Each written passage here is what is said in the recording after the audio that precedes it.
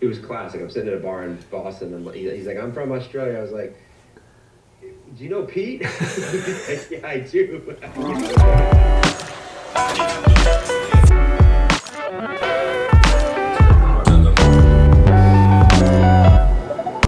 One of the biggest wins for me in my business, going from a designer to a highly paid brand builder, was the mindset shift of thinking like a designer to thinking more like an entrepreneur.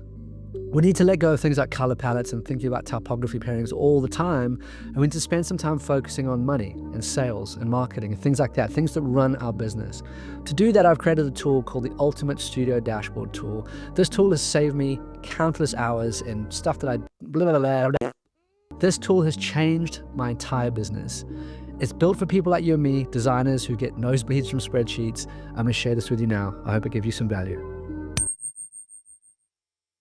So that phone call at the beginning of this video is actually with a client in the US who's come back to us for a second time to work with us. And it got me thinking, like, why did clients come back to us to work with us so much? It's so great. And it comes down to these three words for me: radically simplify everything. And that's because branding is difficult. It's a really hard thing to do. And we tend to complicate things just by human nature. It's just what we do. Running a business is difficult. People don't tell you this. It's all exciting when you're getting business cards printed and getting things up and running. But to sustain a business, to be profitable, is really, really difficult. And I found that radically simplifying things just makes everything easier. Honestly, like, I have no idea why we just like to complicate things. The more we strip things away, the more we simplify things down, the easier it is for our brains to understand. And this is when we get cut through, because we're not paralyzed by complicated things. We've simplified everything right down to the basics, and that's when it really, really makes sense. So the four core building blocks of the Ultimate Studio Dashboard that I'm about to show you are as follows. The first thing is to-dos. These are the tasks that we do day in, day out, all the little things that ladder up to the big projects that we work on. They could be part of a project, they could be independent to do, but we need to keep track of every single one of these things that we do so we can get things done. The second building block of the Ultimate Studio Dashboard is our sales pipeline. And again, this is simplified right down. I'll show you the actual pipeline in a second. It's really, really not complicated at all, but it's a really good way to see the work coming into our business, see what status we're at with each prospect, and move our prospects through this kind of system, through this pipeline, to get to a sale at the end of it. The third thing is our weekly goals. I'll show you a little hack that a mentor of mine taught me a few years ago about how to keep on track with your weekly goals. And the fourth thing is our monthly sales KPIs. These are essentially our North Star. This is what we need to be striving for every single month so they can carry on running a profitable and sustainable business going forward. So let me jump into the actual dashboard and show you exactly how this thing works.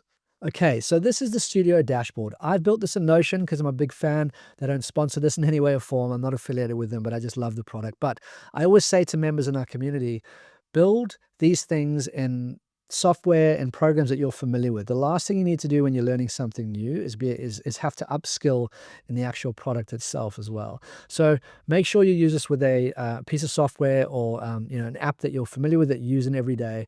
But I've linked this below in the comments in Notion if you like it, and you can use it. But we start off here. This is the central hub of our dashboard. All of our weekly to-dos, our goals, our daily to-dos, our weekly goals, KPIs, our sales and progress on projects. And we update this daily. So this is when I sit down in the morning, cup of coffee, sit down at my desk, this is the first thing I do. With the month up here, we've got the week and what day it is that we're kind of doing this. And then we have our to-do. So this is what the to-do list looks like. It's separated by days every single day of the week. And what I do is I kind of sit down on a Sunday night, planning my week ahead, and I kind of just work through what needs to be done this week. There's normally one big chunky thing for that week, and then we break that big thing into these kind of micro things. And sometimes they interlap and they're connected, and sometimes they're not. They're independent of each other. So for example, if I look at Monday, I've got to work on designing the Hiro flashboards and respond to Taylor's email. On Tuesday, schedule a call with Steve and complete the proposal for Chin Chin. On Wednesday, I've got to begin can designs for Freckle and the Hiro brand identity exploration. Then on Thursday, I've got to complete week 3 of the course module that I'm working through at the moment. And look at Friday, close the Chin Chin deal, got lunch with my wife, and then I'm going to pick the kids up from school. And I even put weekend stuff here as well. So I'm taking the kids surfing, soccer training at 9 a.m. And then Sunday, we're having a family roast. So this is the to-do list. You can kind of click through here into these, and you can add micro tasks as well. You can add details here if you like too. So you can really kind of flesh this out and make sure you're clear on exactly what needs to be done. Next is our sales pipeline. So you can see how this works. We have the lead that comes in, we have the name of the business, we have the average ticket size. Our studio at the moment averages between about 48K and about 120, 130K around there. That's kind of our sweet spot, which is typically around the $75,000 mark. That's normally where we play with a branding project with our clients. But you can see here how the lead comes in. They book a call, so in the call booked section here. Then they move over to the proposal once we've had that call, and we send them out a proposal with the bronze, silver, and gold. Then we move into negotiation. Then we're in the statement of work, which is the document sent via DocuSign. When everything is sent to the client, they know exactly what to do. And then this is what we've won. We've also got a lost element here for prospects that we've lost, things that have closed, so the time wasn't right for them, so we've closed that option. Anything we've archived that won, anything that's a bad fit, and then a dead lead as well. And the beauty of this is that over time, you start to see things that have been lost here. So for example, if I had like $200,000 of lost work here, I can then jump into these things and actually look at these cards, look at my notes from the call, and start trying to understand that data and dissect it a little bit. Like, why am I losing so much work? You know, if I've lost 200 grams worth of business, that's not good. But if I look into that and I see, hey, hang on a minute, those businesses that I was speaking to are outside of my niche. Maybe they're like insurance companies or finance or something like that, where I'm kind of consumer tech. That's my niche for a branding studio. I can start to understand, okay, I need to be spending more time with my niche and not wasting time on clients and prospects that are not right for my business. So this is a really good way to do a sales pipeline, and you can drag and drop these things from day to day if you don't get them completed on the day. And once you're done, you can kind of go in here and change the status as well. The source here and status is there, and you can move everything through this pipeline, which is great.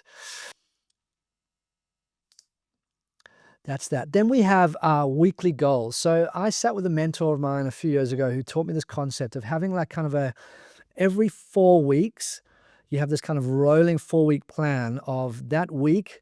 If you could do one thing for your business that would really move the needle, like what would that thing be?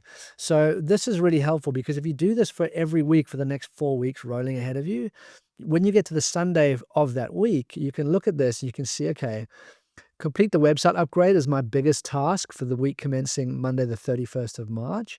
So what I can do now is break that down into my to-dos. So I can go, okay, Monday I'm going to do these bits. Tuesday, those are the things I'm going to do. And I can ladder up all these things to get this big thing done so that I know that by the end of this week, I'm going to have completed the website upgrade, which is huge. And then finally, we have our monthly sales KPIs. So this is a really nice system to look at because what you have here is leads that are coming into your business. So we have the goals here. We have the status here, whether they've been achieved or not achieved. And we have the actual results here. So we have leads, appointments, discovery calls, and sales. I call this LADS, obviously LADS down. But leads coming into the business are, you know, if we have a lead magnet out there, maybe we've got like a PDF download or a scorecard or whatever that might be, we capture the email address and that is considered a lead.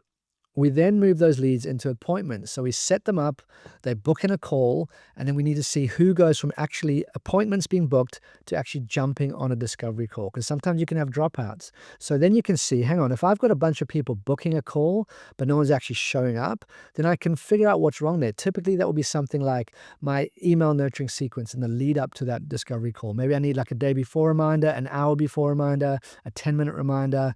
These are the things that you can start to dissect in your business when you have this kind of a system. If you're getting people on a discovery call, but they're not actually going into a sale, you're not converting them, then there's something wrong with your sales script or your product or your offering or how you're describing that. So this is a really great way to see leads are coming into the business, how many people are booking appointments, how many of those appointments are actually moving into actual discovery calls, and then how many of those discovery calls are we closing into sales.